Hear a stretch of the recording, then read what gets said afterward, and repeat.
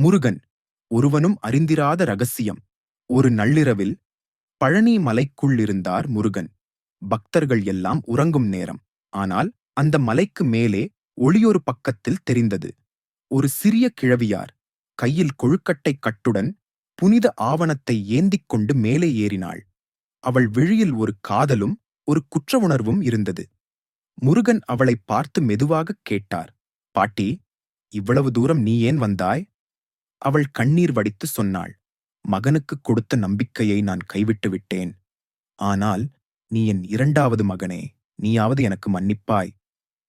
முருகன் சிரித்தார்.